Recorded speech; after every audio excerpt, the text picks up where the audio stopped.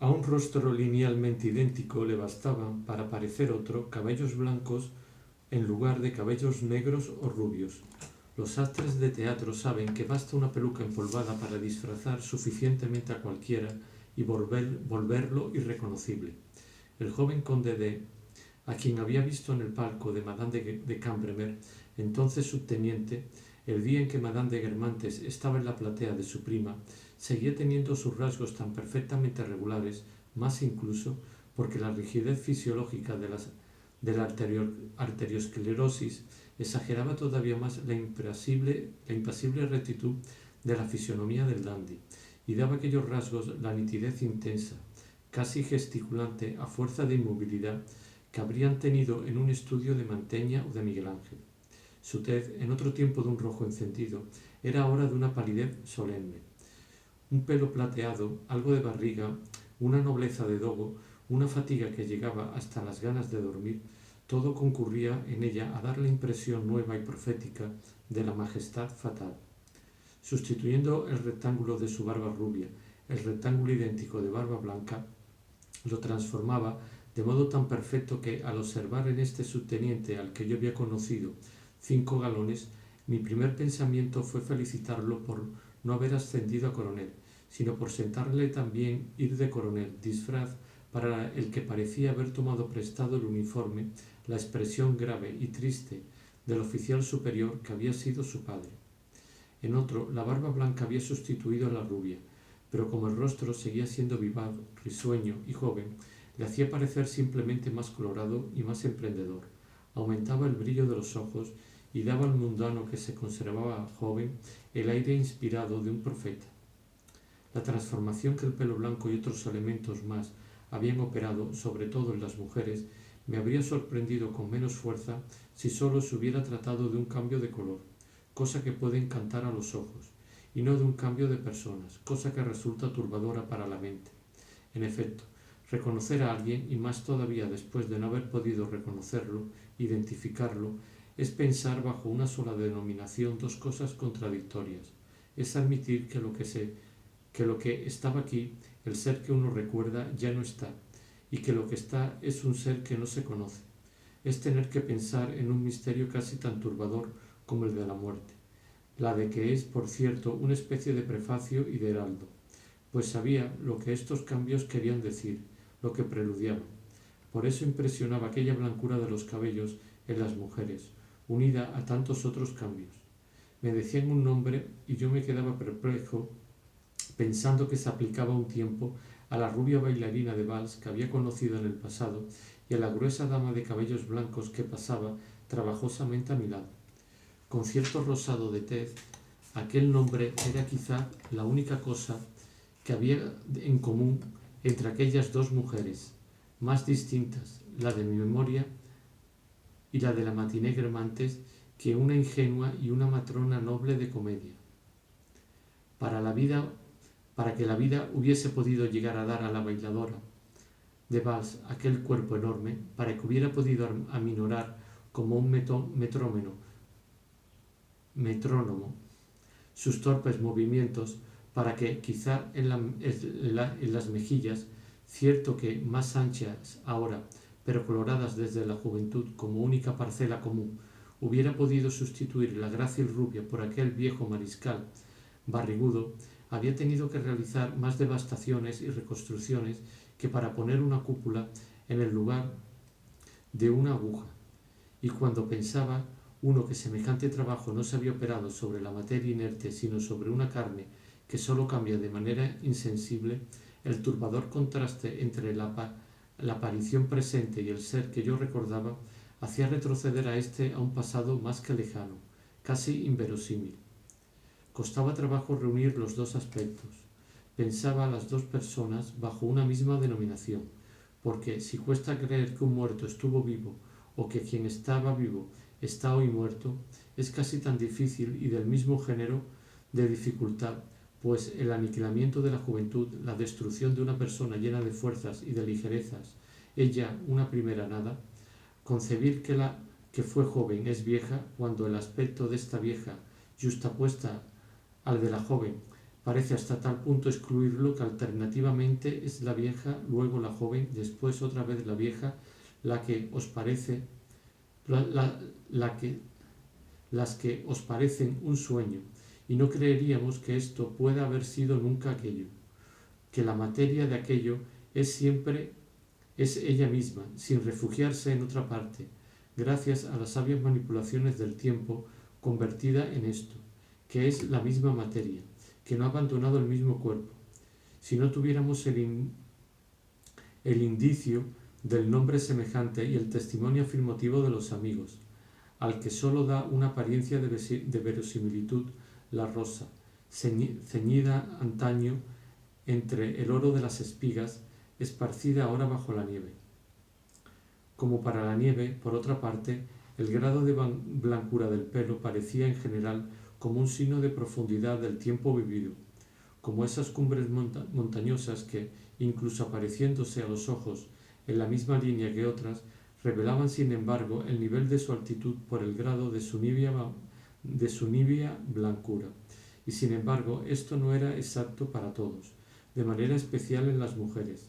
Así, los mechones de la princesa de Guermantes, que cuando eran grises y brillantes como la seda, parecían de plata alrededor de su frente abombada, habían adquirido, a fuerza de volverse blancos, una opacidad de lana y de estopa, y debido a ello parecían en cambio grises como nieve sucia que ha perdido su fulgor. Y a menudo aquellas rubias bailarinas no sólo se habían ganado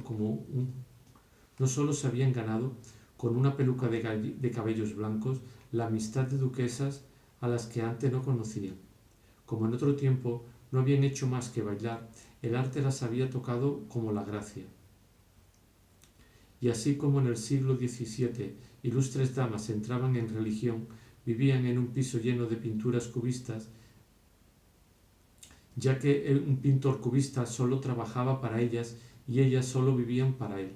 En cuanto a los viejos rasgos, habían cambiado, procuraban sin embargo conservar fija sobre ellos en estado permanente una de esas expresiones fugitivas que se adoptan para un segundo de pose y con las que se intenta bien sacar partido de una ventaja exterior, bien paliar un defecto. Parecían haberse vuelto definitivamente inmutables, instantáneas de sí mismos. Toda esta gente había invertido tanto tiempo en endosarse su disfraz que éste por lo general pasaba inadvertido para quienes vivían con ellos. Muchas veces hasta se les concedía un plazo en el que podían seguir siendo ellos mismos bastante tiempo, pero entonces el disfraz prorrogado se hacía más deprisa. De todos modos, era inevitable.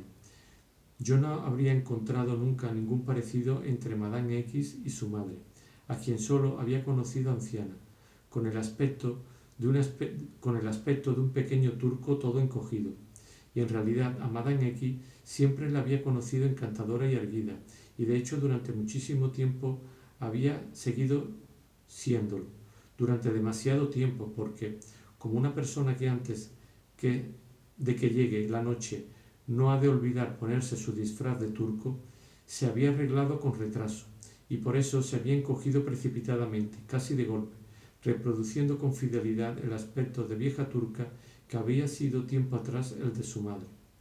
Había hombres que yo sabía parientes de otros, sin haber pensado nunca que tuvieran un rasgo común.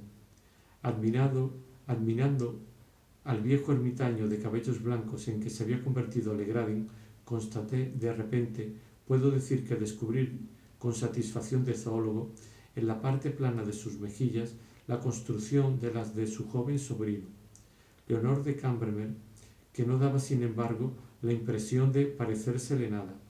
A este primer rasgo común le añadí otro que no había advertido en Leonor de Cambermer.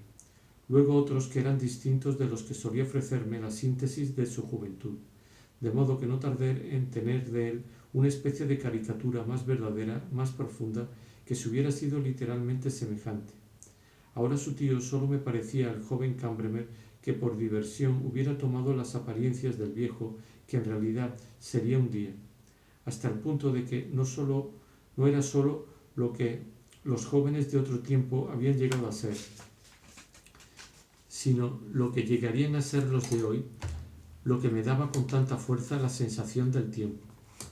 Desaparecidos los rasgos en que se había grabado, si no su juventud, al menos su belleza, las mujeres habían intentado saber si, con la cara que les quedaba, se podía hacer otra. Desplazando el centro, si no de gravedad, al menos de perspectiva, de su rostro, componiendo en torno a él los rasgos con arreglo a otro carácter, empezaban con 50 años una nueva especie de belleza, como al final de la vida se emprende un nuevo oficio, o como a una tierra que ya no vale nada para viña, se le hace producir remolachas. Alrededor de estos rasgos nuevos se hacía florecer una nueva juventud. Las únicas que no podían acomodarse a estas transformaciones eran las mujeres demasiado bellas, o las demasiado feas. Las primeras, esculpidas como un mármol de líneas definitivas donde ya no puede cambiarse nada, se desmoronaban como una estatua. Las segundas, las que tenían alguna deformidad del rostro, gozaban incluso de ciertas ventajas sobre las bellas. En primer lugar, eran las únicas a las que se reconocía enseguida. Se sabía que no había en París dos bocas semejantes, y la suya me las volvía reconocible en esta matiné donde yo ya no reconocía a nadie. Y además ni siquiera parecían haber envejecido. La vejez es una cosa humana. Ellas eran monstruos, y no parecían haber cambiado más de lo que cambian las ballenas. Algunos hombres, algunas mujeres no parecían haber envejecido. Su porte seguía siendo igual de esbelto, su rostro igual de joven, pero si para hablarles se acercaba uno mucho a su cara lisa de piel y fina de contornos, entonces parecía distinta, como ocurre con una superficie vegetal, con una gota de agua de sangre, si se la pone bajo el microscopio. Entonces distinguía múltiples manchas grasientas en la piel que había creído lisas y que me la volvían repugnante. Las líneas no resistían con este aumento. La de la nariz se quebraba de cerca, se redondeaba, invadida por los mismos círculos aceitosos que el resto del semblante, y de cerca los ojos se hundían bajo unas bolsas que destruían la semejanza de la cara actual con la cara de otro tiempo que uno había creído hallar de nuevo. De manera que, respecto a estos individuos, eran jóvenes vistos de lejos. Su edad aumentaba con la ampliación del rostro y la posibilidad de observar sus diversos planos. Esta ampliación dependía del espectador, que para ver aquellas caras debía colocarse en el lugar justo y aplicar únicamente sobre ellas esas miradas lejanas que disminuyen el objeto como el cristal que elige el óptico para un presbita. Para ellas, la vejez, como la presencia de los infusorios en una gota de agua, era menos una consecuencia del paso de los años que, en la visión del observador, del grado de la escala. Encontré allí uno de mis antiguos compañeros, al que durante 10 años había visto casi todos los días. Alguien quiso volver a presentarnos. Me acerqué pues a él y me dijo con una voz que reconocí perfectamente: «Es una alegría muy grande para mí después de tantos años». Pero qué sorpresa la mía. Aquella voz parecía emitida por un fonógrafo perfeccionado, porque si desde luego era la de mi amigo, salía de un hombrón entrecano al que yo no conocía, y a partir de entonces tuve la impresión de que sólo artificialmente, mediante un truco mecánico, habían alojado la voz de mi compañero bajo aquel anciano gordo y desconocido. Pero sabía que era él. La persona que nos había presentado después de tanto tiempo uno a otro no tenía nada de mistificador. En cuanto a él, me declaró que yo no había cambiado nada y comprendí que no se creía cambiado. Entonces lo miré mejor y, en resumen, salvo que había engordado tanto, conservaba muchas cosas del pasado. Sin embargo, no podía comprender que fuese él. Entonces traté de recordar. En su juventud tenía unos ojos azules, siempre risueños, perpetuamente móviles, en busca evidentemente de alguna cosa en la que yo no había pensado y que debía de ser muy desinteresada, probablemente la verdad, perseguida en perpetua incertidumbre, con una especie de travesura, de respeto errante por todos los amigos de su familia. Pero, convertido en político influyente, capaz, despótico, Aquellos ojos azules que por otra parte no habían encontrado lo que buscaban, se habían inmovilizado, y esto les daba una mirada aguda, como bajo un ceño fruncido. También la expresión de alegría, de abandono, de inocencia se había trocado en una expresión de astucia y disimulo. Decididamente me parecía que era algún otro cuando de pronto oí a una cosa que yo decía, su risa irrefrenable de antaño, la que guardaba con la perpetua movilidad alegre de su mirada. Algunos melómanos sostienen que, orquestada por X, la música de Z se vuelve completamente distinta. Son matices que el vulgo no capta, pero una risa nerviosa, sofocada de un niño bajo un ojo puntiagudo como un lápiz azul, bien afilado, aunque algo oblicuo, es más que una diferencia de orquestación. Cesó la risa. Me habría gustado mucho reconocer a mi amigo, pero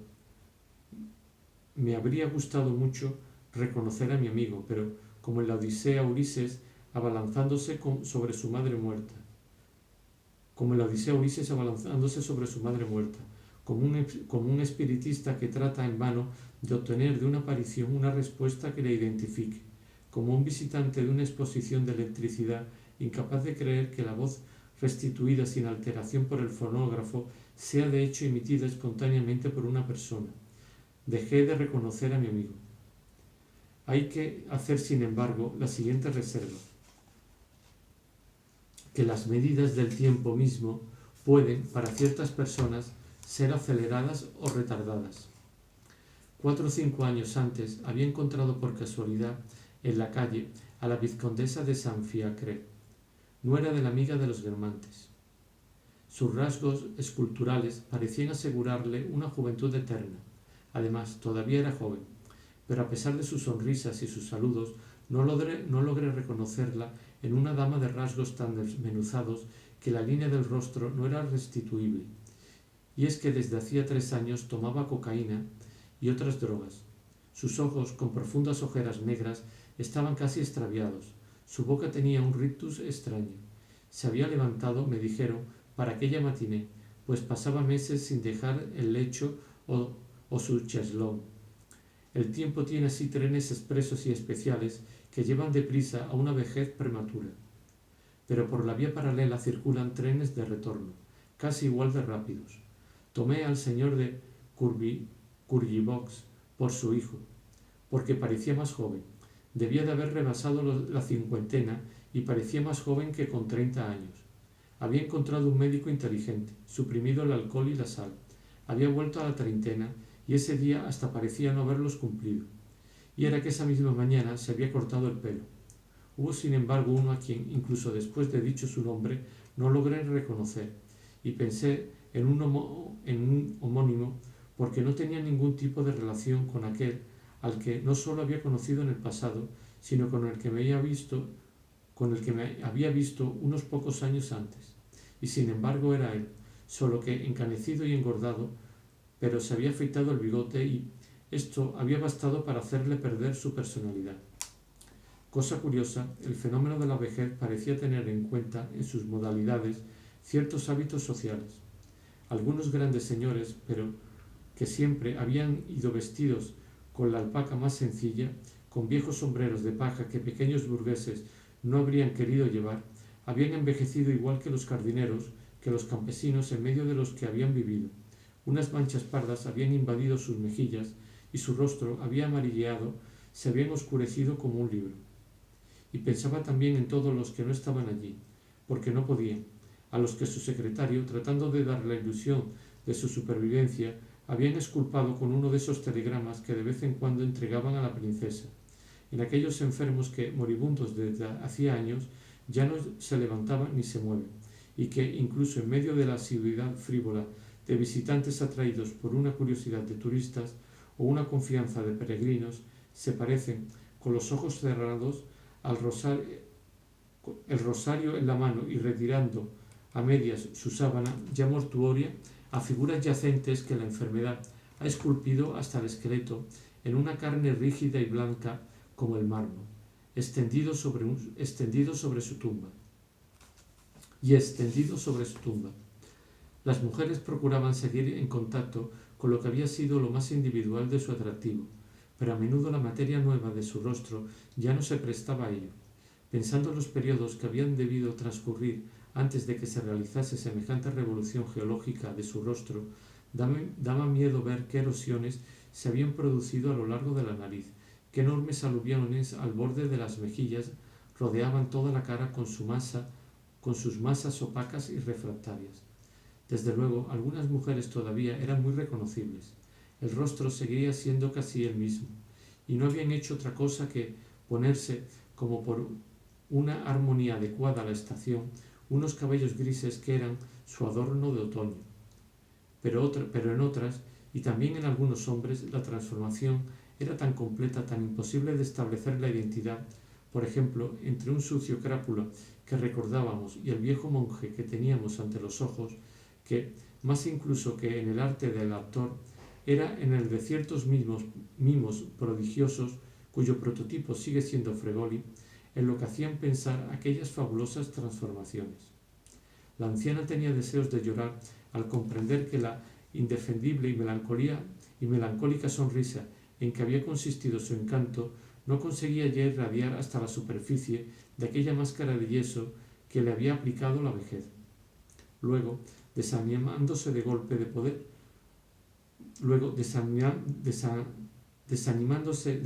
poder seguir gustando y encontrando más espiritual resignarse, se servían de aquella como de una máscara de teatro para hacer reír. Pero casi todas las mujeres no se daban tregua en su esfuerzo para luchar contra la edad y tenían hacia ella, que se alejaba como un sol poniente cuyos últimos rayos querían apasionadamente conservar, el espejo de su rostro. Y tendían hacia la belleza, que se alejaba como un sol poniente cuyos últimos rayos querían apasionadamente conservar el espejo de su rostro. Para conseguirlo, algunas trataban de aplanarlo, de ampliar la blanca superficie, renunciando al picante de los hoyuelos amenazados, a las picardías de una sonrisa condenada y ya medio desarmada, mientras que otras, viendo definitivamente desaparecida la belleza y obligadas a refugiarse en la expresión, igual que por el arte de la dicción se compensa la pérdida de la voz, se aferran a una mueca, a una pata de gallo, a una mirada vaga, en ocasiones a una sonrisa que, debido a la falta de coordinación de músculos que ya no obedecían, les daba la apariencia de estar llorando. Por otra parte, incluso los hombres que solo habían sufrido un leve cambio, cuyo bigote se había vuelto blanco, etc., se notaba que ese cambio no era provisionalmente material. Era como si se los hubiera visto a través de un vapor colorante, de un cristal pintado que mudaba el aspecto de su figura, pero que sobre todo mostraba, por lo que le añadía de turbio, que lo que nos permitía ver a tamaño natural estaba en realidad lejísimos de nosotros, en una lejanía distinta a la del espacio, cierto, pero desde cuyo fondo, como desde otra orilla, notábamos que les costaba tanto esfuerzo reconocernos como a ellos nosotros. Quizá solo Madame de Forcheville, como si le hubieran inyectado un líquido, una especie de parafina que hinchaba la piel pero le impide modificarse, tenía el aspecto de una cocotte de otro tiempo disecada para siempre. Me toma usted por mi madre, me había dicho Gilbert. Era cierto. Hubiera sido por otra parte casi amable. Partimos de la idea de que las personas siguen siendo las mismas y las encontramos viejas. Pero si la idea de que partimos es que son viejas, volvemos a encontrarlas y no las encontramos tan mal. En Odette no era solo eso. A quien sabía su edad y se esperaba una anciana, su aspecto parecía un desafío a las leyes de la cronología, más milagroso que la conservación del radio a las leyes de la naturaleza. Si no la reconocí al principio fue no porque hubiese cambiado, sino porque no había cambiado, dándome cuenta desde hace una hora de todo lo que los seres añadían de nuevo, de todo lo que a los seres añadía de nuevo el tiempo y que había de sustraer para volver a encontrarlos tal como los había conocido, Ahora hacía rápidamente ese cálculo y añadiendo al antiguo el número de años que había pasado por ellas, el resultado que hallé fue una persona que me pareció no poder ser la que tenía ante los ojos, precisamente porque ésta era igual a la del pasado. ¿Cuál era la parte de los afeites, del tinte?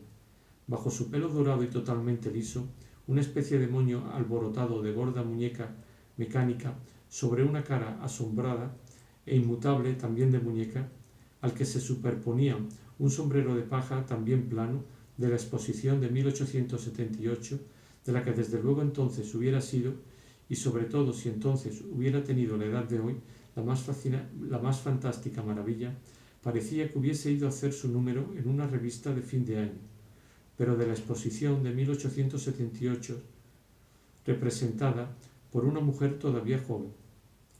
El ministro de antes de la época bulanguista, y que ahora volvía a serlo, pasaba también a nuestro lado, enviando a las damas una sonrisa temblorosa y lejana, pero como aprisionada en las mil ataduras del pasado, como un pequeño fantasma que una mano invisible paseara, menguando de estatura, cambiando en su sustancia y con la apariencia de una reducción de sí mismo en piedra pómez.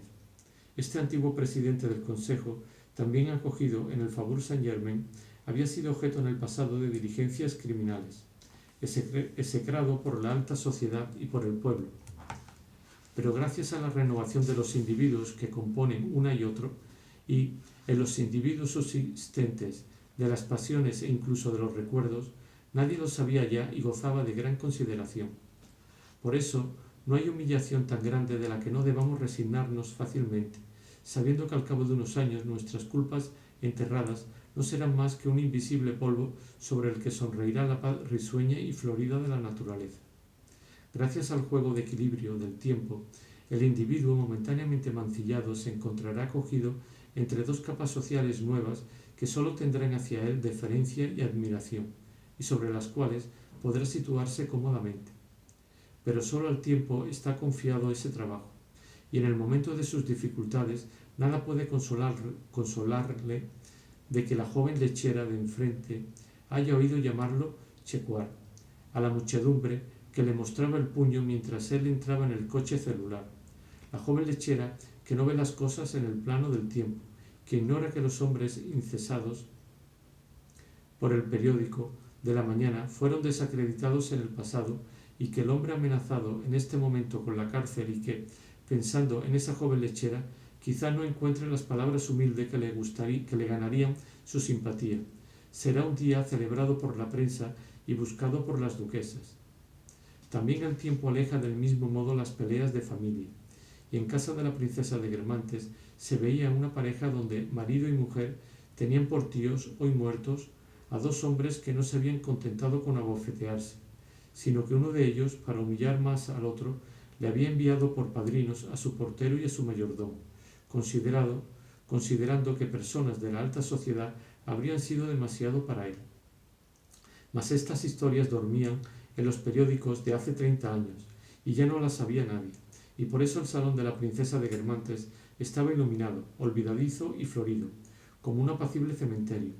El tiempo no sólo había deshecho en él antiguas criaturas, había vuelto posibles, había creado asociaciones nuevas. Volviendo a nuestro político, a pesar de su cambio de sustancia física, no menos profundo que la transformación de las ideas morales que ahora despertaba en el público, en una palabra, a pesar de tantos años pasados desde que había sido presidente del Consejo, formaba parte del nuevo gabinete cuyo jefe le había dado una carrera. Algo así como esos directores de teatro que dan un papel a una de sus antiguas compañeras hace mucho retirada, pero a la que todavía juzgan más capaz que las jóvenes de encarnar un papel con fineza, cuya difícil situación financiera además conocen y que, con cerca de 80 años, todavía muestra al público la plenitud de su talento casi intacto, con esa continuación de la vida que luego asombra a uno haber podido comprobar unos días antes de la muerte. En la señora de Forcheville, por el contrario, era tan milagroso que ni siquiera podía decirse que hubiera rejuvenecido, sino más bien que con todos sus carmines, con toda su rubicundez, había vuelto a florecer.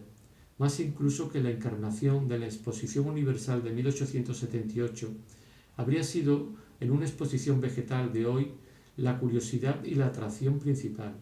Para mí, por otro lado, más que soy la exposición de 1878, parecía decir soy la avenida de las Acacias de 1892.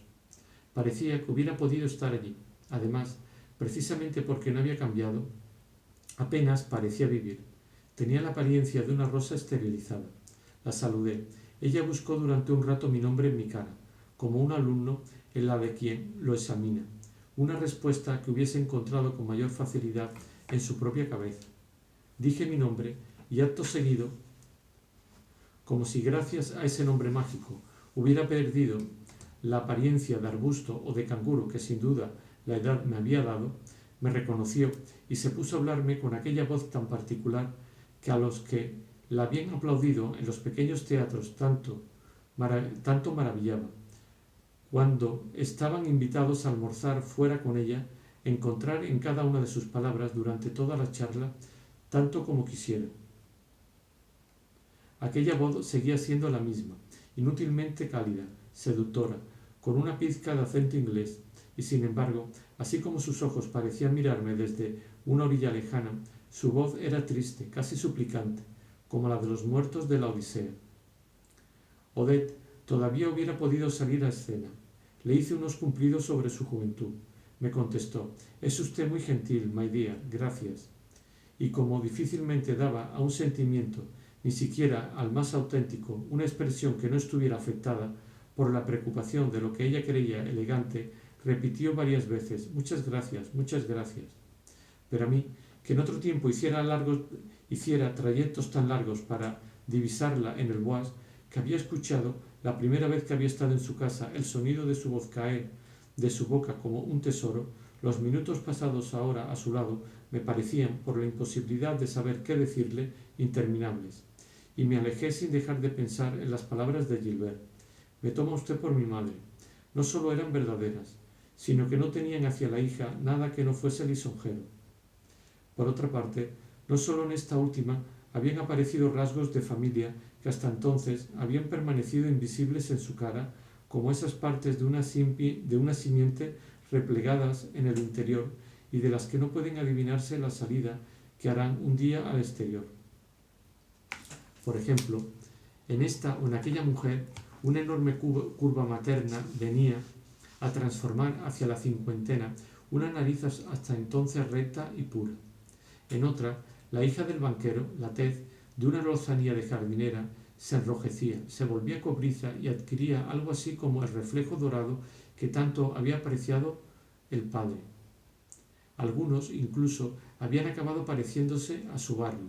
Llevaban encima algo así como el reflejo de la calle del Arcade, de la avenida del Bois, de la calle de los Elises, pero reproducían sobre todo los rasgos de sus padres. Por desgracia, ella no debía seguir siempre así. Menos de 3 años después, había yo de verla en una soirée dada por Gilbert, no infantilizada, pero sí algo alelada y ya incapaz de ocultar bajo una máscara inmóvil lo que pensaba. Pensaba es mucho decir, lo que experimentaba, moviendo la cabeza, apretando la boca, sacudiendo los hombros a cada impresión sentida, como haría un borracho, un niño, como hacen ciertos poetas que no tienen en cuenta lo que les rodea, inspirado, componen en sociedad y sin dejar de acompañar del brazo a la mesa a una dama asombrada, fruncen el sueño y ponen mala cara. Las impresiones de Madame de Forcheville, salvo una, la que precisamente le había hecho asistir a la soirée, el cariño hacia su hija bien amada, el orgullo de que se diese una soirée tan brillante, orgullo no velado en la madre, por la melancolía de no ser ya nada, esas impresiones no eran alegres, y sólo ordenaban una perpetua defensa contra las vejaciones que se le hacían, defensa timorata como la de un niño. No se oían más que estas palabras: «No sé si Madame de Forcheville me reconoce. Quizá debería hacerme presentar de nuevo. Vaya ocurrencia, no se moleste». Se le respondía a voz en grito, sin pensar que la madre de Gilbert lo oía todo, sin pensarlo o sin preocuparse. «Es completamente inútil, por el gusto que va a darle usted». La dejan en su rincón. Además, está un poco chocha. A hurtadillas, Madame de Forcheville lanzaba una mirada de sus ojos, todavía tan bellos, a los interlocutores injuriosos. Luego retraía enseguida esa mirada por miedo de haber sido grosera, y agitaba, sin embargo, por la ofensa. Acallando su débil indignación, se veía bambolear su cabeza, levantar su pecho, levantaba su nueva mirada sobre otro individuo igual de poco cortés y sin extrañarse demasiado, porque, sintiéndose muy mal desde hacía unos días, había sugerido a medias palabras a su hija que aplazara la fiesta, pero la hija se había negado. No por eso Madame de Forcheville la amaba menos. Todas las duquesas que entraban, la admiración que todo el mundo por el nuevo palacete inundaban su corazón de alegría, y cuando entró la marquesa de Sabran, que era entonces la dama a la que conducía con tantas dificultades el más alto escalón social, Madame de Forcheville sintió que había sido una madre buena y previsora y que su tarea materna estaba cumplida. Nuevos invitados burlones le hicieron mirar una y otra vez y hablar sola, si puede llamarse hablar a un lenguaje mudo que sólo se traduce en gesticulaciones. Tan bella todavía se había vuelto, cosa que nunca había sido, infinitamente simpática, porque a ella, que había engañado a Swann y a todo el mundo, ahora el universo entero la engañaba, y se había vuelto tan débil que ya ni siquiera se atrevía, invertidos los papeles, a defenderse de los hombres, y pronto no se defendería de la muerte. Mas volvamos después de esta anticipación 3 años atrás, es decir, a la matiné en que estamos en casa de la princesa de Guermantes. Me costó reconocer a mi compañero Bloch, quien por otra parte había tomado ahora no solo el seudónimo, sino el nombre de Jacques Durossier, bajo el que hubiera sido preciso el olfato de mi abuelo para reconocer el dulce valle de Hebrón y las cadenas de Israel, que mi amigo parecía haber roto definitivamente. En efecto, un chic inglés había transformado por entero su figura y pasado el cepillo por todo lo que se podía eliminar. El pelo, antes rizado, ahora liso con raya en medio, relucía de brillantina. La nariz seguía siendo robusta y roja, pero parecía más bien tumefacta por una especie de catarro permanente que podía explicar el acento nasal, con que declamaba perezosamente sus frases, porque había encontrado, además de un peinado apropiado a su tez, una voz a su pronunciación, en la que la nasalidad del pasado adquiría un aire de desdén por articular que hacía juego con las aletas inflamadas de su nariz, y gracias al peinado, a la supresión del bigote, a la elegancia, al tipo, a la voluntad, aquella nariz judía desaparecía lo mismo que parece casi derecha una joroba bien ajustada. Pero en cuanto Bloch aparecía, lo que sobre todo cambiaba el significado de su fisionomía era su temible monóculo. La parte de maquinismo que ese monóculo introducía en la cara de Bloch la dispensaba de todos esos difíciles deberes a que está sometido un rostro humano: tener que ser bello, expresar inteligencia, benevolencia, esfuerzo. La sola presencia de aquel monóculo en la cara de Bloch nos dispensaba, en primer lugar, de preguntarnos si era guapa o no, como antes esos objetos ingleses de los que un dependiente nos dice en una tienda que es lo más chic, tras lo cual ya no nos atrevemos a preguntarnos si eso nos gusta. Por otra parte, se instalaba detrás del cristal de aquel monóculo en una posición no menos altanera, distante y confortable que si hubiera sido el cristal de un 8 ballestas, y para conformar la cara al pelo liso y al monóculo, sus rasgos ya no expresaban nunca nada. Bloch me pidió presentarlo al príncipe de Guermantes. No le opuse ni la sombra de dificultades con que yo había tropezado el día que por primera vez estuve en la soirée en casa del príncipe, y que entonces me habían parecido naturales, mientras que ahora lo de presentarle a uno de sus invitados me parecía tan sencillo, e incluso me hubiera parecido sencillo permitirle llevarle y presentarle de improviso a alguien a quien él no hubiese invitado. ¿Era porque desde aquella lejana época me había vuelto un íntimo, aunque desde entonces algún tiempo un olvidado? aunque desde hacía algún tiempo un olvidado de aquel mundo en el que entonces yo era tan nuevo. Era en cambio porque, al no ser un verdadero hombre de mundo, todo lo que para ellos supone una dificultad ya no existía para mí, una vez desaparecida la timidez, o porque, desde el momento en que los seres habían cambiado, habían ido dejando caer ante mí su primer y muchas veces su segundo y su tercer aspecto ficticio, detrás de la altivez desdeñosa del príncipe sentía una gran avidez humana por conocer a los seres, por trabar conocimiento con aquellos mismos que fingía despreciar. ¿Era porque también el príncipe había cambiado, como todos esos insolentes de la juventud y de la edad madura a quienes la vejez aporta su dulzura, sobre todo porque a los hombres nuevos y las ideas desconocidas contra las que se rebelaban, ellos los conocían hacía mucho de vista y los habían admitido por su entorno, y sobre todo si a la vejez se añade alguna virtud o algún vicio que amplía las relaciones, o la revolución provocada por una conversión política, como la del príncipe al dreyfusismo.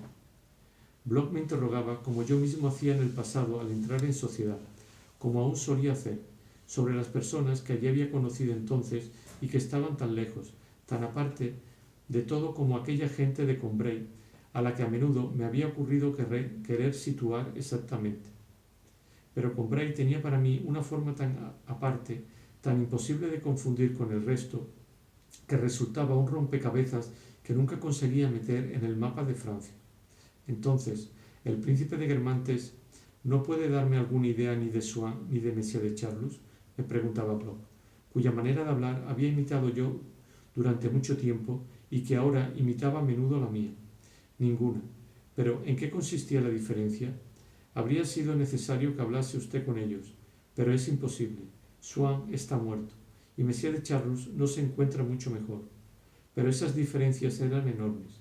Y mientras el ojo de Bloch miraba, pensando en lo que podían ser aquellos personajes maravillosos, yo pensaba que estaba exagerándole el placer que había recibido de su compañía, porque nunca lo había sentido más que cuando estaba solo, y porque la impresión de las verdaderas divinidades únicamente existe en nuestra imaginación. Se dio cuenta Bloch. Quizá me lo pintas demasiado bonito, me dijo. Por ejemplo, la dueña de esta casa, la princesa de Guermantes, de acuerdo en que ya no es joven, pero, en fin, no hace tanto tiempo que me hablabas de su encanto incomparable, de su maravillosa belleza. Admito desde luego que tiene un gran empaque, y por supuesto esos ojos extraordinarios de que me hablabas, pero la verdad, no me parece tan prodigiosa como decías. Es evidente que tiene mucha clase, pero en fin, me vi obligado a decirle a Bloch que no estaba hablándome de la misma persona. En efecto, la princesa de Guermantes había muerto, y el príncipe, arruinado por la derrota alemana, se había casado con la que fuera Madame Verdurin. Te equivocas, he buscado en el Gotha de este año, me confesó ingenuamente Bloch, y he visto que el príncipe de Guermantes, que habita el palacete en que estamos, y está casado con lo más grandioso que se puede imaginar. Espera, un poco que me acuerde. Casado con Sidonia, duquesa de Duras, de soltera des Vaux. En efecto, poco después de la muerte de su marido, Madame Verdurin se había casado con el viejo duque de Duras, arruinado, que la había convertido en prima del príncipe de Guermantes y había muerto tras 2 años de matrimonio. Para Madame Verdurin había sido una transición muy útil, y ahora, gracias a un tercer matrimonio, era princesa de Guermantes y ocupaba en el Faubourg Saint-Germain una posición preeminente que hubiera asombrado mucho en Combray, donde las damas de la calle Loiseau, la hija de Madame Goupil y la nuera de Madame Sacerat, todos estos últimos años, antes de que Madame Verdurin fuese princesa de Guermantes, habían dicho en tono de burla la duquesa de Duras, como si este hubiera sido un papel que Madame Verdurin hubiera representado en el teatro.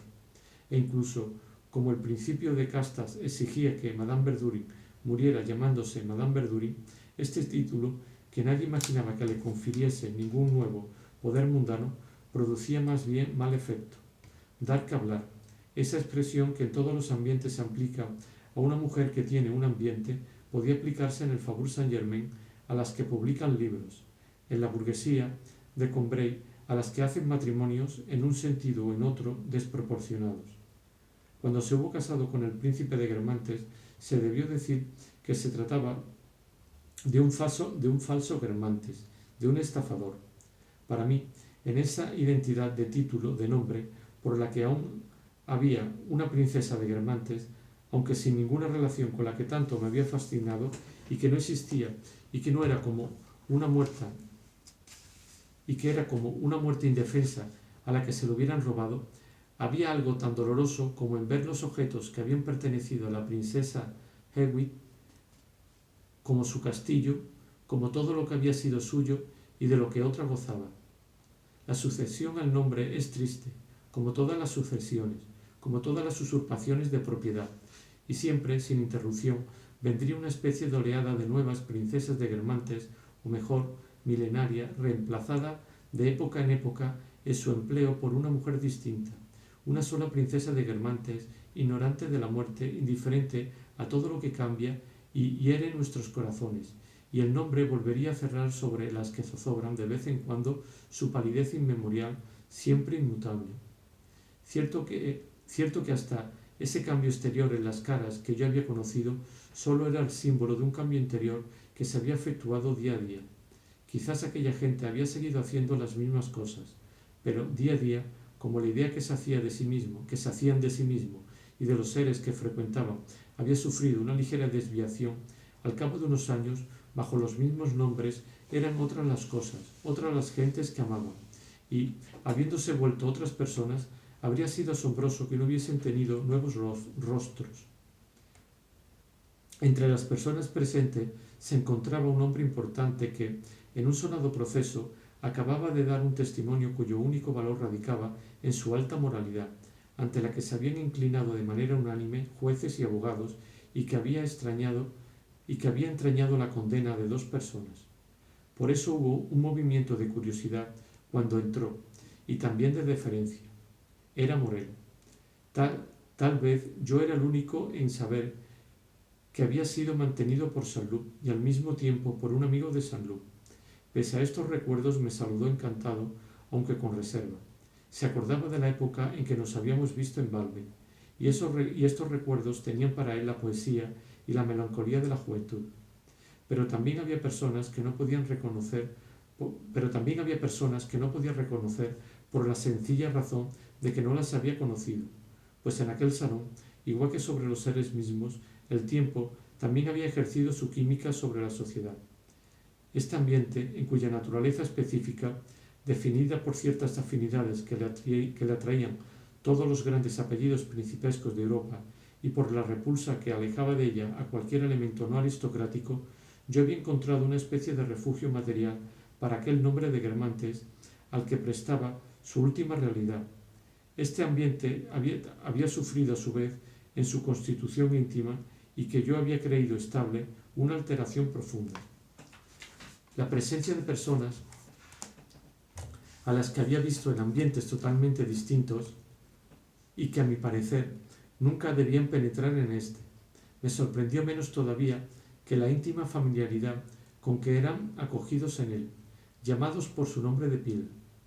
Cierto conjunto de prejuicios aristocráticos, de snobismos, que antaño apartaban automáticamente del nombre de Guermantes cuanto no armonizaba con él, había dejado de funcionar. Algunos, Tosiza, Klein Michel, que en la época de mis inicios en sociedad daban grandes cenas en las que sólo recibían a la princesa de Guermantes, a la duquesa de Guermantes, a la princesa de Parma, y ocupaban en casa de estas damas el puesto de honor, pasaban por ser lo mejor de la sociedad de entonces, y acaso lo eran, habían pasado sin dejar ninguna huella. ¿Eran extranjeros en misión diplomática que habían regresado a su país? Tal vez un escándalo, un suicidio, un rapto les había impedido reaparecer en sociedad, o bien eran alemanes. Pero su apellido solo debía su lustre a su posición de entonces, y ya no lo llevaba nadie. No se sabía siquiera a quién se refería si hablaba de ellos, y tratando de deletrear el nombre creían que se trataba de aventureros, personas que, con arreglo al viejo código social, no habrían debido encontrarse allí. Tenían por sus mejores amigas, para gran asombro mío, a personas de altísimo linaje que habían venido a aburrirse a casa de la princesa de Guermantes solo por sus nuevas amigas, porque lo que más caracterizaba a esta sociedad era su prodigiosa aptitud para el desclasamiento. Distendidos o rotos, los resortes de la máquina de rechazo habían dejado de funcionar. 1000 cuerpos extraños penetraban en ella, le quitaban toda homogeneidad, todo empaque, todo color. El Faubourg Saint-Germain, como una vieja dama chocha, solo respondía con sonrisas tímidas a unos criados insolentes que invadían sus salones, se bebían su naranjada y le presentaban a sus queridas.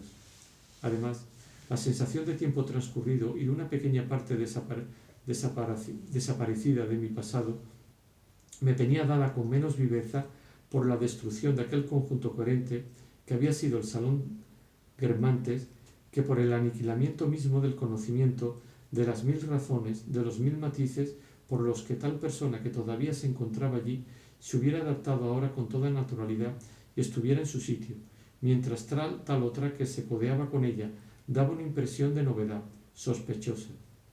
Esa ignorancia no afectaba solo a la sociedad, sino a la política, a todo, porque la memoria duraba menos que la vida en los individuos. Y además los muy jóvenes, que nunca habían tenido los recuerdos abolidos de los otros, formaban ahora una parte de la alta sociedad, y de manera muy legítima, incluso en el sentido nobiliario, porque, olvidados o ignorados los inicios, tomaban a la gente en el punto de elevación o de caída en que se encontraban, creyendo que siempre había sido así, que Madame Swann y la princesa de Guermantes y Bloch siempre habían ocupado las posiciones más elevadas, que Clemenceau y Viviani siempre habían sido conservadores. Y como ciertos hechos tienen mayor duración y el recuerdo execrado del caso Dreyfus persistía vagamente en ellos gracias a lo que les habían contado sus padres, si se les decía que Clemenceau había sido dreyfusista, replicaban: imposible, está usted confundido, es justo lo contrario. Ministros corrompidos y antiguas prostitutas eran tenidos por modelos de virtud. Cuando a un joven de la mejor familia alguien le preguntaba si no había algo que decir sobre la madre de Gilbert, el joven caballero respondió que, en efecto, en la primera parte de su existencia se había casado con un aventurero llamado Swann, pero que luego se había casado con uno de los hombres mejor considerados de la sociedad, el conde de Forcheville.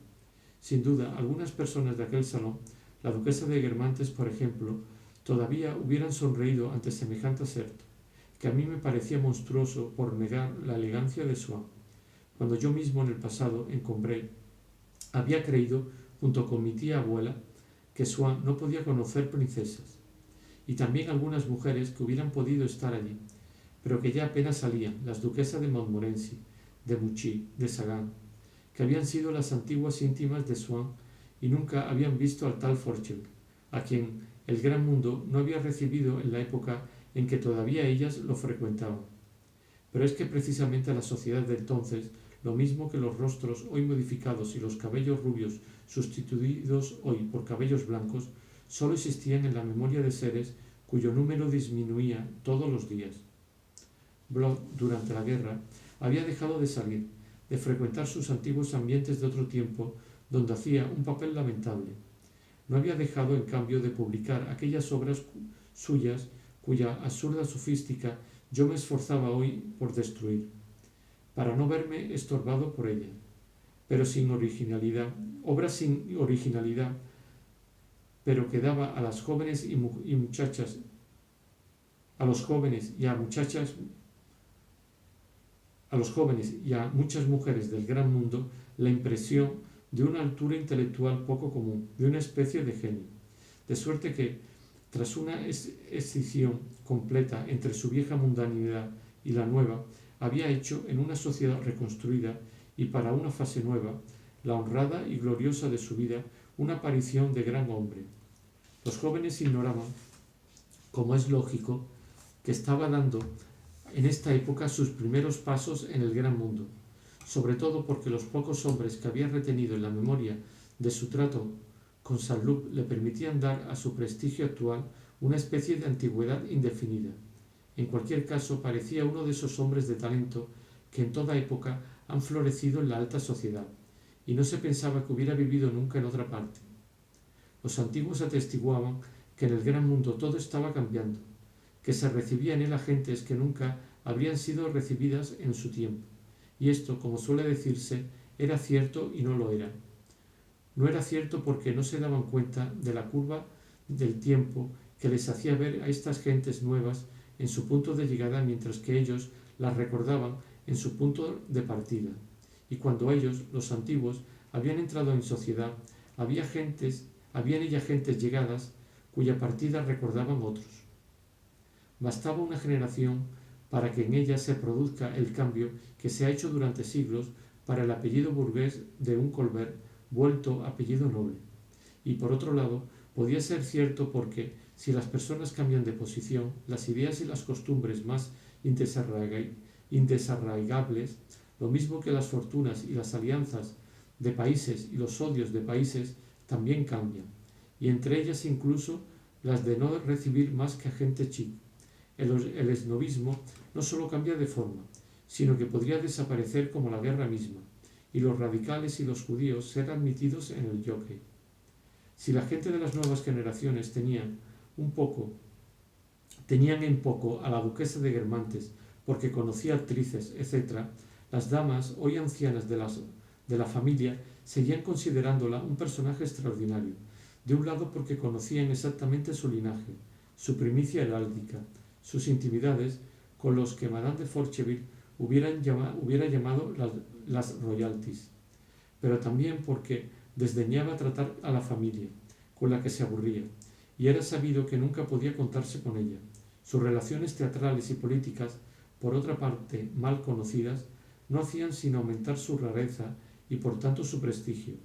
De modo que, mientras en el mundo político y artístico se la tenía por una criatura mal definida, una especie de renegada del Faubourg Saint-Germain que frecuentaba a los subsecretarios de Estado y a las estrellas, en ese mismo Faubourg Saint-Germain, cuando se daba una gran soirée, decía: ¿vale siquiera la pena invitar a Aurián?